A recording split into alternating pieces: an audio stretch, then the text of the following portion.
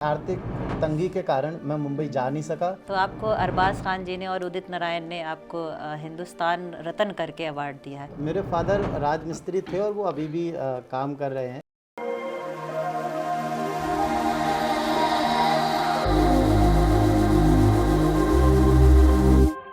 आज के पॉडकास्ट में आप सभी का स्वागत है। हमारे साथ हैं मेहमान बिलाल साहब, जो किसी परिचय के मोहताज नहीं हैं।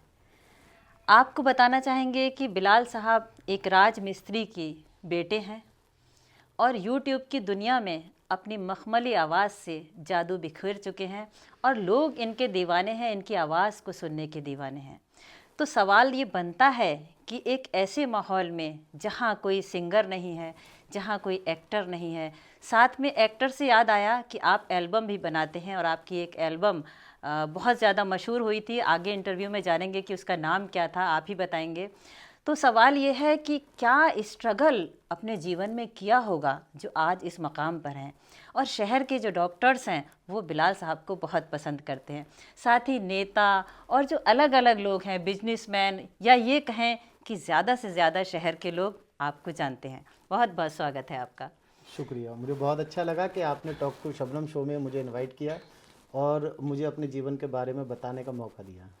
सवाल आपसे पहला बनता है कि आपके फादर राजमिस्त्री थे, तो जाहिर सी बात है कि सिंगिंग का कोई ऐसा माहौल नहीं था। जी। आप कैसे सिंगर बन गए? मेरे फादर राजमिस्त्री थे और वो अभी भी काम कर रहे हैं, बहुत सपोर्ट करते हैं मुझे।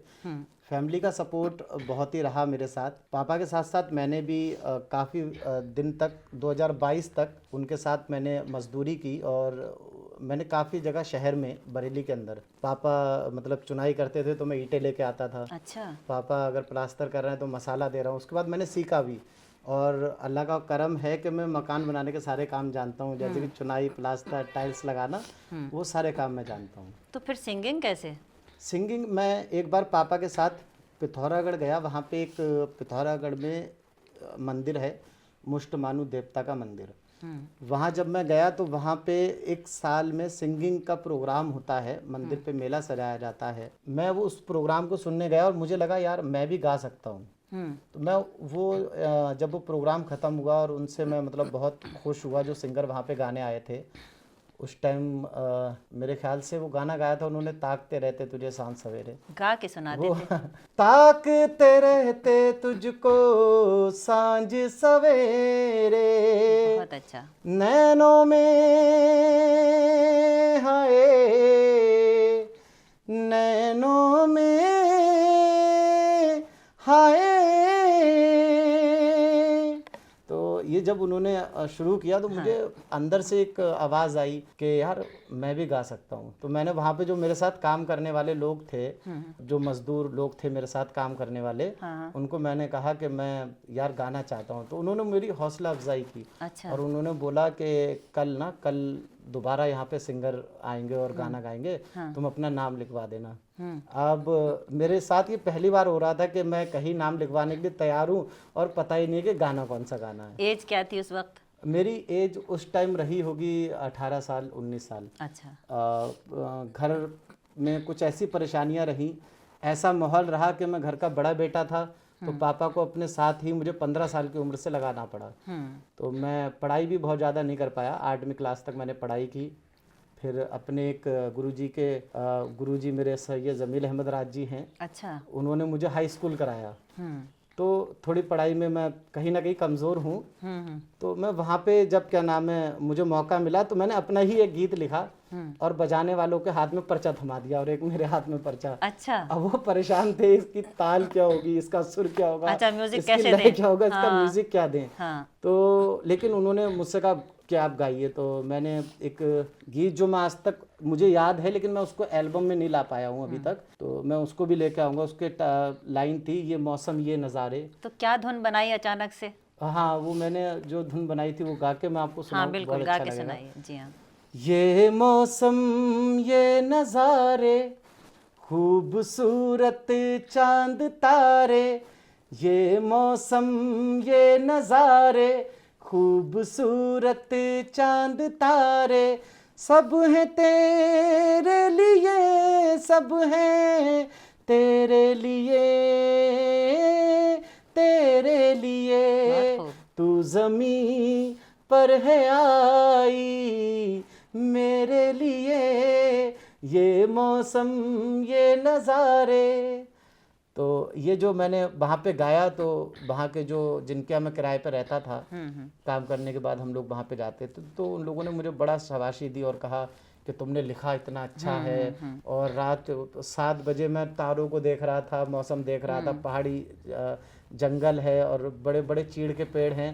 वहाँ पे मैं पत्थर के ऊपर बैठा हुआ हूँ, अच्छा, हल्की हल्की रोशनी है और उसमें मैं ये गीत लिख रहा हूँ। वो सुबह को मुझे गाना था। आपने अपने आप लिखा ये? जी मैंने खुद तो ही लिखा था। लिखने का भी शौक आप रखते हैं, जो सॉन्ग आप गा वो रहे भी हैं? मुझे वहाँ से पता चला कि मैं लिख पाता लिख भी हूँ। सकते हैं। जी जी, मतलब आपको अपनी प्रतिभा का उस वक्त तक पता नहीं था, कोई अंदाजा नहीं था। अचानक से आपको लगा कि हाँ ये तो प्रतिभा मेरे अंदर है, हाँ जी जी तो आपने लिखना शुरू कर दिया वहां से भी। जी। अगर मैं पापा के साथ उस वक्त काम करने नहीं जाता तो शायद मुझे अंदाज़ा भी नहीं हो पाता कि मैं गायक बन सकता हूँ या लिख सकता हूँ। असल में क्या होता है कि इंसान के अंदर जो कला होती है उसको भी पहचानने की ज़रूरत होती है। ज़रूरत तो जैसे आपने अपनी कला को पहचान लिया। अच्छा, सबसे पहला जो सॉन्ग था वो ऐसा कौन सा था जो वायरल हो गया, जो बिलाल साहब को सब जानने लगे? देखिए, अगर मैं सॉन्ग की बात करूं तो मेरा सबसे पहला जो सॉन्ग आया वो कुड़ी तू कमाल लगदी आया, जिसको डायरेक्टर जिम्मी खान साहब ने डायरेक्ट किया और उसका शूट मुंबई में हुआ। अच्छा। और मुंबई में जो शूट हुआ तो उसमें मैं कहीं भी वीडियो में दिखाई नहीं दिया। उसका रीज़न था कि आर्थिक तंगी के कारण मैं मुंबई जा नहीं सका। मुझे यहाँ से ऑडियो भेजना पड़ी। ऑडियो में वो डायरेक्टर और जो एक्टर थे उन लोगों ने काम किया और वीडियो बना के लॉन्च कर दिया। तो वो मेरा पहला काम था। उसके बाद मैंने बरेली के कई समाज सेवियों की मदद से बरेली में एक सॉन्ग शूट किया, डांस करेंगे, दारू पी के डांस करेंगे। अच्छा। क्योंकि उस समय मुझे ये लगता था कि दारू पीना, नशा करना, इस टाइप का अगर मैं गाने बनाऊंगा तो ज़्यादा चलेंगे। हालांकि मैं मोटिवेशनल सॉन्ग बनाता हूँ। हाँ। तो वो जो मैंने गाना वहाँ पे मतलब शूट किया बरेली के अंदर, वो मुझे पहले पहचान दे के गया कि कोई सिंगर है जो इस लेवल पे शूट कर रहा है। जबकि उसमें मेरे जेब का 1 भी रुपया नहीं लगा था। सब बरेली के ही रहने वाले लोगों ने इंतजाम किया। अच्छा। और मेरा शूट करवा के दिया। तो वो कौन सा गाना था, थोड़ा उसको भी सुना दीजिए हमारे लोगों को। सारी दुनिया में घूमेंगे रोमांस करेंगे, सारी दुनिया में घूमेंगे रोमांस करेंगे, दारू पी के हुक्का पी के डांस करेंगे। हालांकि आप लोगों को नहीं करना है, ऐसा नहीं करना है। जी जी, लेकिन मुझे उस टाइम लगता था कि इस टाइप के गाने एंजॉयमेंट की चीज़ें थोड़ी enjoyment बहुत के लिए होती हैं। अभी पिछले दिनों आप मुंबई गए थे, हमने भी पढ़ा था, सुना था। तो आपको अरबाज खान जी ने और उदित नारायण ने आपको हिंदुस्तान रत्न करके अवार्ड दिया है, उसके बारे में जानना चाहेंगे? मेरे लिए वो बहुत अहम लम्हा था और मेरी खुशी का ठिकाना नहीं था। मैं मुंबई एक शूट के सिलसिले में गया, जहाँ पे मुझे पता था कि एक कंपटीशन होने वाला है जिसमें 100 गाने मोटिवेशनल लिए गए हैं। अच्छा। पूरे हिंदुस्तान से जब 100 गाने लिए तो उसमें हम लोगों ने, मैं और शोएब सिद्दीकी जी वहाँ पे मौजूद थे। तो मेरे एक दोस्त हैं आशीष रावत, उन्होंने इस बारे में बताया तो मैंने वहाँ पे अपने गाने को भी दे दिया पार्टिसिपेट के लिए। अच्छा। उसके बाद वो गाना सुना गया और हमें अचानक से कॉल आता है कि आपको हिंदुस्तान रत्न अवार्ड के लिए नॉमिनेट कर लिया गया है। इत्तेफाक की बात ये थी कि हम लोग मुंबई में मौजूद थे। हम लोग वहाँ पे गए, हमें लगा कि पता नहीं कौन सा नंबर आया होगा उसमें। लेकिन अल्लाह का शुक्र है और बरेली के सभी लोगों की मेरे साथ दुआएं हैं। हिंदुस्तान रत्न अवार्ड में सिंगिंग में और मोटिवेशनल सॉन्ग में नंबर 1 पे हमारा गाना रहा। बहुत मुबारक आपको। Thank you. और वो इंस्टाग्राम पे 7 नंबर पे रहा। पूरे देश में, पूरे वर्ल्ड में इंस्टाग्राम पे ट्रेंडिंग करके 7 नंबर पे आया। अच्छा। और उस पे एक दिन में 24 घंटे के अंदर 2400 रील्स लोगों ने बना ली थी। इतना प्यार मिला उस सॉन्ग को। वो 2 या 3 दिन तक इंस्टाग्राम पे रहा भी ट्रेंडिंग में। उसके बाद किसी ने हैक किया और उसको इंस्टाग्राम से डिलीट कर दिया। अरे, वो टेक्नोलॉजी से अभी हम लोग थोड़ा लॉस हैं, उस पर भी काम कर रहे हैं। कभी ऐसा हमारे साथ भविष्य में होता है तो उसको हम कैसे। तो जो आपका वीडियो अभी जो वायरल हुआ वो डिलीट हो गया वहां से? वीडियो नहीं, ऑडियो इंस्टाग्राम से डिलीट हो गई। अच्छा। वीडियो अभी हमारा यूट्यूब पे मौजूद है। 1.5 लाख से भी ऊपर लोग देख चुके हैं उसको। और आज भी लोग रील बना रहे हैं, लेकिन वो इंस्टाग्राम से गाना लेके तब रील बनाते हैं। आप लोग भी मैदान सॉन्ग पे रील ज़रूर बनाइए और उसको जाके देखिए, बहुत ही मोटिवेशनल सॉन्ग है। आपने बताया कि आपने गाने का वहाँ से शौक हो गया, तो फिर उसके बाद आपने क्या ट्रेनिंग ली, सुर ताल कैसे संभाले? मैं ट्रेनिंग के लिए ट्रेनिंग का भी बड़ा अच्छा एक किस्सा मेरे साथ रहा लाइफ में कि पापा का अधिकतर काम पापा बाहर करते थे, पहाड़ों पे या बरेली से दूर काम ज़्यादा मिलता था। तो मैंने पापा से कहा तो पापा ने फिर मुझे कहा ठीक है तो तुम किसी को देख लो, किसी मिस्त्री के साथ। मैं उस टाइम गुलाब राय पे एक मकान बन रहा था, उसमें पास के ही किसी ठेकेदार के पास लग गया, जिसमें मेरा काम था मिस्त्री के पास ईंटें पहुंचाना। अरे मैं कंटिन्यू मेहनत से किया करता था, लेकिन मैं उनसे ये तय कर लेता था कि अगर मैंने ये काम 4 बजे तक कर लिया, 3 बजे तक कर लिया तो मेरी छुट्टी हो जाएगी। अच्छा। तो वो बोलते थे ठीक है, हमें तो काम ही चाहिए, अगर तुमने 4 बजे तक कर लिया तो तुम्हारी छुट्टी हो जाएगी। मेरा ये काम था, अगर 4 से वो जो 5 टाइमिंग होती है एक मजदूरी की, 8 से 5। अच्छा। तो अगर मैं 5 बजे तक भी कर लेता था तो मेरा सीधा एक काम था कि मैं घर पहुंचा, नहाया और सैलानी पे एक उमंग ऑर्केस्ट्रा नजमी भाई का हुआ करता था, वहाँ पे मैं कोशिश करता कि टाइम से पहुँच के प्रैक्टिस कर पाऊँ। अच्छा। लेकिन मैं ज़्यादा वहाँ रुक नहीं पाया, तो ज़्यादातर मैं अभी सीखा मैंने कुछ भी नहीं है, ऐसे ही जी शौकिया। शौकिया। लेकिन आपके सुर ताल तो बिल्कुल एकदम दुरुस्त है, और अपने गाते आप गाते गवैया। गाते गाते गवैया बन गए। आज आप जिस मकाम पर हैं उसका श्रेय किसे जाता है? उसका श्रेय सैयद जमील अहमद राज, जिन्होंने मुझे वो उमंग ऑर्केस्ट्रा तक ले जाके वो रास्ता दिखाई, अच्छा। और जिन्होंने हर गाने में मुझे सपोर्ट किया। तो गुरु जी का धन्यवाद। मैं सैयद जमील अहमद राज जी अगर मेरा इंटरव्यू सुन रहे हैं तो आपका धन्यवाद, और शहर के उन सभी लोगों का, जैसे मुझे आपने कुछ देर पहले बताया डॉक्टर्स से बड़ा प्यार मिलता है, तो शहर में बहुत सारे ऐसे डॉक्टर्स हैं जो मुझे बहुत प्यार करते हैं, और पर्सनली मेरे लिए कई बार मंच उन्होंने बनाई। अच्छा जी, और मुझे सपोर्ट करते हैं, प्यार करते हैं, मेरी एल्बम को प्यार करते हैं, मेरे गानों पर रील्स बनाते हैं। कुछ नेता हैं, अधिकतर नेता हैं या दोस्त हैं या मेरे फैमिली मेम्बर बहुत सपोर्ट करते हैं, मेरी फैमिली मुझे बहुत सपोर्ट करती है। तो अभी तो आपकी यहाँ तक की यात्रा शुरू हुई है, अभी तो माशाल्लाह बहुत ज़्यादा आगे जाने का आपके पास मौका है, क्या फ्यूचर प्लानिंग है आपकी? मैंने अभी कुछ दिन पहले एक वीडियो बनाया था जिसमें मैंने खुला एक चैलेंज किया लोगों को। अच्छा। कि अभी तक जो लोग मजाक बना रहे थे या हंसी बना रहे थे, उनके लिए मैंने वो वीडियो में मैसेज दिया कि 27 तक मेरे गाने और मैं पूरी इंडिया के अंदर पहचाना जाऊंगा। कम से कम कोई एक ऐसा गाना होगा जो लोग गाएंगे और उससे मेरी पहचान और बढ़ेगी।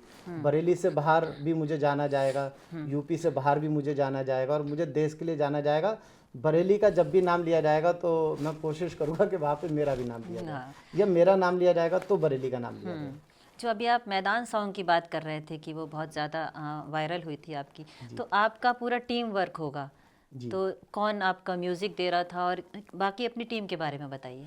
देखिए, मैदान सॉन्ग को लिखा मैंने ही है, इसके म्यूज़िक डायरेक्टर जो हैं वो हरियाणा से सन्नू डोई हैं, जो कि कई बड़ी एल्बम्स को म्यूज़िक दिया है उन्होंने, कई फिल्मों के लिए उन्होंने म्यूज़िक दिया है, और बहुत ही अच्छे म्यूज़िक डायरेक्टर हैं। इसके एक्टर जो हैं, लीड हीरो जो हैं वो शोएब सिद्दीकी हैं। शोएब सिद्दीकी बड़े यूट्यूबर हैं और बेहतरीन एक्टर हैं, बेहतरीन कलाकार हैं। बड़ा अच्छा लगा उनके साथ मुझे काम करके। इसके जो डायरेक्टर हैं वो बल्लू सिद्दीकी के हैं, जो उनके भाई हैं, और वो भी अपने काम में बहुत माहिर हैं। तो जब सारे लोग मिले और सारे माहिर इकट्ठे हुए तो कुछ बेहतर चीज़ निकल के आई। मैंने एक सॉन्ग और उनके साथ किया था, अंजाम। अच्छा। सैड सॉन्ग है, मेरी लाइफ के सबसे ज़्यादा व्यूवर्स उसी सॉन्ग पे, अंजाम सॉन्ग पे। तो आप कभी सुनिएगा जब आप सैड सैड फील हो। क्या उसका थोड़ा सा जो मुखड़ा है, मुखड़ा कहते हैं ना सॉन्ग में, अच्छा, जी, वो क्या है? मोहब्बत में सरे महफिल यही अंजाम होना है, मोहब्बत में सरे महफिल यही अंजाम होना है, उन्हें मशहूर होना है, उन्हें मशहूर होना है, हमें नाकाम होना है, मोहब्बत में सरे महफिल यही अंजाम होना है। बहुत खूबसूरत। ये सॉन्ग भी मेरा ट्रेंडिंग पे रहा और काफ़ी वक्त तक ट्रेंडिंग पे रहा। बहुत दिलचस्प बातें आपके साथ हमारी चल रही हैं और बीच बीच में इतनी खूबसूरत आवाज़ में आपका गाना सुनने को भी मिल रहा है। कोई एक ऐसी घटना आपको याद हो कि जब आपको लगा कि नहीं, मुझे ये राज मिस्त्री वाला काम नहीं करना है, मुझे तो गाना आता है, तो गुस्सा आया और सब छोड़ छाड़ के चले गए हो, ऐसा कभी हुआ है? मुझे एक किस्सा याद आता है जब मैं शुरू शुरू में मतलब सिंगर बना, और मतलब मुझे शुरू में सिंगर क्या बना कि मैंने वहाँ पे जो गाना गाया मंच पे अपना लिखा हुआ, तो मुझे एक फील आने लगा कि मैं बहुत बड़ा सिंगर बनने वाला हूँ। अच्छा। और जुमा जुमा 4 दिन हुए थे इस लाइन में आए हुए, तो जी। पिथौरागढ़ के काम से हम लोग देहरादून के लिए आए, दूसरा काम मिला। हाँ। 1 साल बीत गया, तो मुझे बस वही जुनून और वही सब चीज़ें कि ये गाना है, मुझे किसी भी मंच पे मौका मिलता तो मैं पहुंच जाता था। हालांकि अधिकतर लोग मुझसे गवाते नहीं थे मगर मैं पहुंच जाता था। अच्छा। तो एक दिन पापा क्या नाम है टाइल्स लगा रहे थे देहरादून में, मिलिट्री का काम था आर्मी में, तो वहाँ पे खेड़ा एक जगह है, वहाँ पे काम चल रहा था। पापा टाइल्स लगा रहे थे, तो हमारी फीलिंग वही छोटा वाला मोबाइल था, तो दोनों तरफ कानों में लावा का एक मोबाइल आया करता था बटनों वाला, जिसमें उस समय वो गाने वगैरह दिया करते थे। अच्छा। तो हमारा शौक था कि हम दोनों तरफ से कान में हेडफोन लगा के पापा की नहीं सुननी है, गाने सुनने हैं। अच्छा। तो पापा ने डांट दिया कि और कान क्यों बंद है? काम पे ध्यान नहीं देते हो अच्छा। तुम, हाँ। क्या करोगे जिंदगी में आके, आगे बढ़ना है तुम्हें। तो अब हमें लगा कि हम तो आगे इस काम में तो बढ़ना नहीं है क्योंकि हमें तो बनना है सिंगर। हाँ, बिल्कुल। तो हम गुस्से में वो पापा की डांट में काम छोड़ के चले गए, और वो जो फोन था वो पापा के पास रह गया, और हम भाग गए, काम छोड़ के, घर छोड़ के भाग गए। अच्छा। जी। और हम पहुंचे देहरादून रेलवे जंक्शन पे, जहाँ पे काम चल रहा था उससे 30 किलोमीटर की दूरी पे। जंक्शन पे जाके मैं होटल गया कि मुझे कोई काम मिलेगा, मुझे कोई काम मिलेगा। छोटा सा तो था ही, मैं क्या 16-17 काम मांगने साल। गए थे आप? अब उस टाइम तो हर किसी को पता था, वो स्ट्रगल वाली कहानियां चलती थी कि एक हीरो था वो बर्तन मांगता था, अक्षय कुमार था, उसने तो बर्तन धो के वो हीरो बन गए? हीरो बन गया। तो मैंने कहा काम मिलेगा। अच्छा। तो वो बोला कहाँ से आए हो भाई? मैंने कहा कि मैंने सच बताया कि ऐसी ऐसी बात है और मैं सिंगर बनना चाहता हूँ, पापा बनने नहीं दे रहे हैं। हाँ। तो क्योंकि उनको लगता नहीं था इसमें लाइफ है। हाँ। तो वो बोले जो वहाँ पे रेलवे जंक्शन के ठीक सामने, मुझे होटल का नाम अब याद नहीं है, उन्होंने कहा ठीक है, कपड़े उपड़े। तो मैंने कहा अब मतलब मेरे पास कुछ नहीं है। तो उन्होंने कुछ कपड़े मुझे ला के दिए और बोला अरे यार तुम सिंगर बनने वाले हो, तुमसे प्लेटें धुलवाते हुए तो अच्छा नहीं लगेगा। तुम्हारे साथ ऐसा करते हैं कि ये ध्यान रखना कोई पैसे दिए बिना तो नहीं जा रहा है, अच्छा। किसी का ऑर्डर लिए हुए ज़्यादा टाइम तो नहीं हो गया। तो मेरा 1 दिन कटा, 2 दिन कटे, और तीसरे दिन मुझे अपने अम्मी की याद आई। पापा से तो मैं गुस्सा था। हाँ। तो अम्मी का नंबर मुझे याद था, लिखा हुआ था। मैं एक पीसीओ पर गया, मैंने कॉल किया, तो घर वाले बहुत खुश हुए क्योंकि जब तक मेरे फोटो लग चुके थे देहरादून में कि खो गए? गुमशुदा की तलाश। अच्छा। तो जब वो फ़ोन किया मैंने, तो पीसीओ वाले का नंबर जो था वहाँ पे चला गया। मैंने अगले दिन भी 20 मिनट का मुझे लंच मिलता था। हाँ। मैंने जाके कॉल किया तो 2 दिन हो गए कंटिन्यू। हाँ। तो ये पता चला कि कौन से पीसीओ से फ़ोन आया है। अच्छा। तो घर वालों ने और मेरे ताऊ जी थे, मेरे चाचा, वो सब हम फैमिली मेंबर राजमिस्त्री का ही काम करते हैं। अच्छा। अभी भी करते हैं। तो जब वो क्या नाम है पूरी फील्डिंग लगा दी उन्होंने, मैं गया, वही 20 मिनट का टाइम होता था, उसको भी पता था पीसीओ वाले को कि दोनों दिन ये इसी टाइम पे आया है। अच्छा। तो वहाँ पूरी फील्डिंग लग गई, सबने कहा छुप के रहना, देख ना ले, भाग ना जाए। हाँ। उसके बाद मैंने जैसे ही बटन वहाँ पे दबाया, पीछे से आ गए सारे लोग। अच्छा। और हमला कर दिया और बोले क्यों भाई जनाब यहाँ कहाँ थे तुम? तो पिटाई तो नहीं हुई आपकी? नहीं पिटाई नहीं हुई मेरी। वैसे घर से भागने में पिटाई होना चाहिए थी। नहीं पिटाई नहीं हुई, और प्यार से समझाया और बोले अरे भैया सिंगर बनना चाहते हो बन जाओ, लेकिन भागो तो मत, परेशान तो मत करो, यहाँ तुम्हारी अम्मी ने खाना नहीं खाया है। हाँ। आपने बताया कि आपके जो फादर हैं और सब लोग हैं, आपके ताऊ जी, सब यही काम करते हैं राजमिस्त्री का। आपको इत्तेफाक से गाने का शौक़ हो गया तो आप इधर आ गए, लेकिन आज भी घर चलाने के लिए इस सॉन्ग से या गाने के प्रोफेशन जो आपने अपनाया है, इससे घर का खर्च नहीं चलता है, तो उसको चलाने के लिए आप क्या करते हैं? मैंने अपना काम अभी तक छोड़ा नहीं है, और अधिकतर मैं पहले अपने हाथ से जैसे काम किया करता था, अब मैं कुछ मकानों का, कुछ बिल्डिंगों का ठेका ले लेता हूँ और उसमें अपने चाचा को, ताऊ को, भाई को, इन सब लोगों को मतलब लगा देता हूँ और वो काम हो जाता है, तो उससे कुछ अर्निंग हो जाती है। बाकी कुछ मंच करता हूँ, प्रोग्राम वगैरह, इवेंट करता हूँ, उससे अर्निंग हो जाती है। और अभी जो सॉन्ग्स एल्बम वगैरह आ रही है वो बहुत जल्द मुझे लगता है कुछ अच्छा रिजल्ट देंगी। आपको कभी ऐसा नहीं लगा कि आप जो लोगों के बीच जाते हैं कि आपकी आवाज़ बहुत अच्छी है, लोग कहते हैं नहीं ये तो राज मिस्त्री थे, बस गाने लगे हैं, ऐसा कोई गिल्टी फील आपको कभी ऐसा हुआ कि मेरा प्रोफेशन मुझे रोक रहा है या मुझे लोगों के सामने जाने में मुझे शर्म आ रही है? देखिए मुझे ये तो कभी नहीं लगा कि मेरे काम की वजह से मुझे मंच ना मिली हो। क्योंकि समाज ने और लोगों ने मुझे उस काम से आगे ही बढ़ता हुआ देखना चाहा, और मैं बहुत लकी पर्सन हूँ कि जिसके साथ इतने लोगों की दुआ है और जितने लोग मुझसे मिलते हैं, प्यार करते हैं। मेरे एक दोस्त हैं, आरडीए के फिल्म प्रोडक्शन के ऑनर हैं, अमित कपूर, उन्होंने मुझे बहुत सपोर्ट किया। राजकुमार समदर्शी जी हैं, उन्होंने बहुत सपोर्ट किया। तो वो चाहते थे कि राज मिस्त्री से निकल के सिंगिंग की लाइन तरफ को जाए। लेकिन जब मैं सिंगिंग की लाइन की तरफ गया और मेरी एल्बम्स आई और मार्केट में लोगों ने मुझे पहचानना शुरू किया, तो मेरा लॉस ये हुआ कि लोगों ने मुझे काम चाहिए था वो देना बंद कर दिया। कि अब तो ये सिंगर हो गए। सिंगर होगा। अभी मैं कहीं बोलूं कि यार मुझे काम चाहिए, हे मजाक कर रहे हो, मजाक कर रहे ये चलता है। तो वो वहाँ पे लोग कहते हैं अरे यार हम तुम्हारे साथ फोटो खिंचाएंगे। अच्छा, तो वो काम देना लोगों ने बंद कर दिया। मतलब और नुकसान हो गया आपको इस नुकसान काम हुआ से। है। खैर, आपसे ये उम्मीद है मुझे कि और खुशी भी है और दुआएं भी हैं कि आप इसी फील्ड में आगे बढ़ते चले जाएं। कोई और ऐसा किस्सा हो कि कभी आपने मुंबई ट्राई करा हो कि हम वहाँ जाके गाना गाएं या कुछ और करें? हाँ, मैं लाइफ में मैंने पहली बार घर वालों को बताया, अम्मी को बताया कि अम्मी मेरी 3 एल्बम आ गई हैं, अब मुझे स्टार बनने से कोई नहीं रोक सकता। तो माँ तो माँ है, बहन और मेरी माँ और बहन शादी से पहले, हाँ, तो वो दोनों खुश हुए और कहा हाँ हाँ ठीक है तुम्हें जाना चाहिए, पापा को हम लोग संभाल ही लेंगे। अच्छा। पापा ही डांटते थे। हाँ, तो कहा लेकिन तुम करोगे क्या वहाँ जाके, घर की स्थिति तो ऐसी है नहीं कि तुम मुंबई चले जाओगे तो कुछ काम हो जाए। तो मैंने लोकल ट्रेन पकड़ी। उससे पहले मैं बासा मंडी गया, कन्नी, वसूली और डोर और ये सब चीज़ें, राज मिस्त्री का सारा सामान मैंने खरीदा, एक बैग पैक किया। अच्छा, और मैं पहुंच गया सपनों के शहर मतलब मुंबई। यही काम करने आप मुंबई गए जो नहीं, आप करते सिंगर थे? बनने गया था। अच्छा, तो वो क्यों ले गए थे साथ में सामान? खाने पीने की व्यवस्था। अच्छा।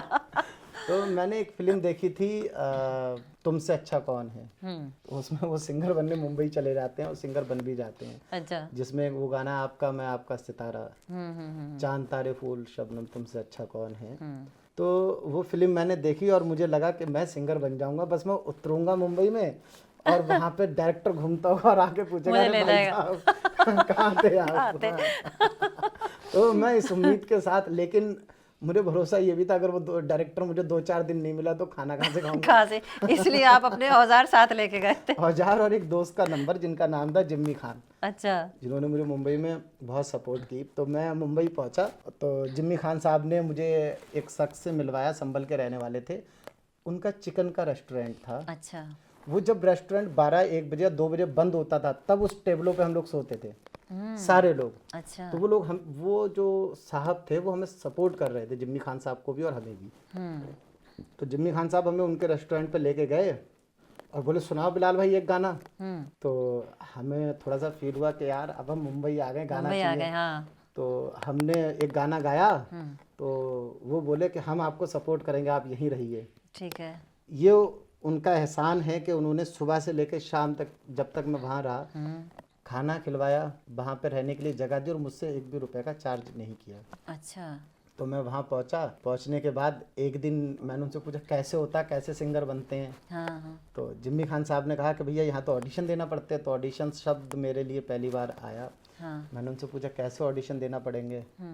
तो वही लोकल ट्रेन में धक्के खाना और लगना। अब 4-5 दिन तो मेरे कट गए, उसके बाद पैसों की तंगी हो गई। तो हमने कहा जिम्मी खान साहब को भाई काम दिलवाओ। अच्छा। तो उन्होंने कहा क्या करोगे। तो हमने उनको कहा कि यार ये ऐसा ऐसा काम कर लेते हो। तो उन्होंने एक ठेकेदार को फ़ोन किया जिन्होंने उस टाइम में मुझे 700 रुपये दिहाड़ी के हिसाब से लगाया था अपने पास। अच्छा। मैं वहाँ काम करता, अब यहाँ बरेली से फ़ोन जाते और भाई सिंगर साहब क्या हाल चाल है, वीडियो कॉल करके दिखाओ क्या कर रहे हो। हाँ, क्या कर रहे हैं? दोस्त अब फोन क्या करते दिखाए? थे। तो मैं हकीकत कभी छुपाता नहीं था। तो मैंने एक देखा, अरे यार तुम सिंगर बनने गए थे, तो वहाँ भी यही कर रहे ये हो? क्या कर रहे हो यार तुम वहाँ पे। तो एक दिन मैं मतलब अचानक से लेटा हुआ था होटल में और जिम्मी खान साहब थे, एक रिजवान अब्बासी साहब एक्टर हैं वो थे संभल के। सुबह 8 बजे का टाइम था। सुबह 8 बजे फ़ोन आता है मेरे पास कि भाई जेसीबी आई हुई है और ये जो आगे वाला हिस्सा है इसका क्या करवाएं, क्योंकि मैं वहाँ काम कर रहा था। मैं पहुँचता था 9 बजे तक, तो मैं 8 बजे उठता हूँ, पौने 8 बजे, और वो फ़ोन रिसीव करके कहता हूँ कि भाई ऐसा करो तुम आगे वाला हिस्सा तोड़वा दो, हाँ। और मशीन का जो आगे का मशीन से तुड़वाने के बाद उसका मलबा एक साथ साफ कर लो। तो वो जो होटल के मालिक थे, रिजवान अब्बासी साहब थे, वो सब घबरा गए, बोले उनको लगा रहे कोई मुंशी पार्टी वाले आ गए। अच्छा। और वो घबरा के सारे लोग उठे और वो नीचे को जब तक भागने, मैंने पूछा क्या हुआ, क्या हुआ? बोले अरे यार वो मुंशी पार्टी वाले। अरे मैं बात कर रहा था फोन पे। ऐसे वो मुझसे बोले भाई देखो हम आपके हाथ जोड़ते हैं, 3 बजे तो सोते हैं और ऐसे फोन मत उठाओ। 7 बजे या 7:15 बजे आप ये बोलते हो लोगों से कि भैया जेसीबी से तोड़ दो, तो हमें तो ये लगेगा मुंशी पार्टी वाले आ गए। बिल्कुल बिल्कुल। ऐसे बड़ा मजा रहा और मैं 25-30 दिन मुंबई में रह के वापस चले आया। और मतलब वहाँ कुछ कोई नहीं भी जो हुआ। उम्मीद थी मुझे वो उसमें मैं खरा नहीं उतर पाया। तो क्या हमारे जो दर्शक हैं, जो हमारे व्यूअर्स हैं, उनसे ये कहना चाहेंगे कि कभी भाग के मुंबई मत जाना, एकदम कुछ नहीं बनता, एकदम कुछ नहीं मिलता, जीवन में संघर्ष करना पड़ता है, क्या कहेंगे? देखिए मैं जहाँ तक जानता हूँ, जिस वक्त मैं गया या मेरी उम्मीदें थी मुंबई से, उस वक्त सोशल मीडिया इतना एक्टिव नहीं था। अभी तो अगर आप अच्छा काम करना जानते हैं और अच्छा गाते हैं या अच्छा जिस भी प्लेटफॉर्म में जाना चाहते हैं आप, उसको घर बैठ के भी आप कर सकते हैं, अपने शहर से कर सकते हैं। मेरी ज़्यादातर जितनी एल्बमें हैं सब बरेली में शूट हुई हैं, बरेली में ही मैंने काम किया है। इससे मेरा शहर भी पहचाना जाता है और मैं भी पहचाना जाता हूँ। तो भाग के जाने की अब कोई ज़रूरत नहीं है। वरना आपने ये सोच लिया था कि वो बर्तन धो के हीरो बन गए तो मैं भी मुंबई चले जाऊँ, वहाँ सिंगर बन जाएंगे। जी जी, लेकिन अल्लाह का शुक्र है वो नौबत नहीं आई। बर्तन नहीं धोने पड़े। बर्तन नहीं धोए। तो बहुत अच्छी चर्चा आपकी यहाँ चल रही है और उम्मीद है कि जो हमारे व्यूअर्स आपको देख रहे हैं और जानते भी होंगे। लास्ट में चलते चलते एक ऐसा सॉन्ग सुनाइए जो आपको बहुत पसंद हो। ओ कहने वाले मुझको फरेबी, कौन फरेबी है ये बता, वो जिसने दिल दिया प्यार के खातिर या जिसने प्यार को बेच दिया, नशा दौलत का ऐसा भी क्या कि तुझे कुछ भी याद नहीं, क्या हुआ तेरा वादा, वो कसम वो इरादा। बहुत खूब, बहुत खूब। एक तो ओरिजिनल आवाज़ होती है और एक म्यूज़िक के साथ आवाज़ होती है। तो जो ओरिजिनल आवाज़ होती है वो वाकई, और ओरिजिनल ऐसे गाना भी बड़ा मुश्किल काम है। म्यूज़िक के साथ तो सांस लेने का मौका मिलता है, लेकिन इस तरह गाना बहुत अच्छा है। 2027 तक आपने क्या प्लान कर रखा है? कौन कौन से सॉन्ग आपके आएंगे? मेरे एक सॉन्ग है उड़ान, मोटिवेशनल सॉन्ग है और वो मोटिवेट करेगा लोगों के लिए। उस सॉन्ग को मैं कर रहा हूँ। और एक सॉन्ग है सरदारी, रोमांटिक सॉन्ग है, और आपने अभी तक इस तरीके का मेरा कोई भी सॉन्ग नहीं सुना होगा जैसा मैं सरदारी सॉन्ग ला रहा हूँ जी। उसमें बॉलीवुड के एक सीनियर एक्टर और अपने वक्त के सुपरस्टार, आज की फिल्म हिट देने वाले राहुल रॉय जी काम कर रहे हैं। अच्छा। As a lead hero. तो उनके साथ भी मुझे काम करने का मौका मिलेगा। और उसके बाद एक खलनायक सॉन्ग मैंने बनाया है। अब मेरा प्लान ये है कि मैं बदमाशी तरफ को ना जाऊं। अच्छा। रोमांटिक या मोटिवेशनल सॉन्ग बनाऊं। जी जी। खलनायक पे भी हम काम करेंगे। और एक सॉन्ग है मेरा बादशाह, जिसको शोएब सिद्दीकी जी कर रहे हैं। वो सॉन्ग अमेजिंग सॉन्ग है और आप लोग जब सुनेंगे तो बहुत मज़ा आएगा। मेरे 5 सॉन्ग जो हैं वो मार्केट में आने वाले हैं। एक सॉन्ग अभी एक वेब सीरीज में आ रहा है, आई लव यू उसका नाम है। वो सब लोग आप लोग सुनिएगा, वो अगले महीने लॉन्च होने वाला है फरवरी में। सॉन्ग आप अपने आप लिख लेते हैं? हाँ, अधिकतर सॉन्ग जितने मेरे सॉन्ग हैं 20+ सॉन्ग मैंने गाए हैं, वो सब मैंने खुद ही लिखे हैं। बहुत बहुत शुक्रिया, आपने इतना कीमती वक्त हमें दिया। और आपके लिए दुआ है कि आप आगे इसी तरह गाते रहें, हंसते रहें, मुस्कुराते रहें और हमारा चैनल लोग इसी तरह सब्सक्राइब करते रहें। थोड़ा सा आप भी सिफारिश कर दीजिए। Thank you so much. मुझे बहुत अच्छा लगा टॉक टू शबनम शो में आके। और आप लोगों से रिक्वेस्ट है कि बरेली की, आप बरेली के आसपास के लोगों को सुनने के लिए, बरेली की कला को जानने के लिए टॉक टू शबनम चैनल को यूट्यूब पे जाके सब्सक्राइब करें। और अगर ये वीडियो आप इंस्टाग्राम पे देख रहे हैं तो फॉलो करें, और फेसबुक पे देख रहे हैं तो भी फॉलो करें, और चैनल को इतना वायरल करें कि बरेली का एक बड़ा प्लेटफॉर्म बन के उभरे टॉक टू शबनम शो। बहुत बहुत शुक्रिया।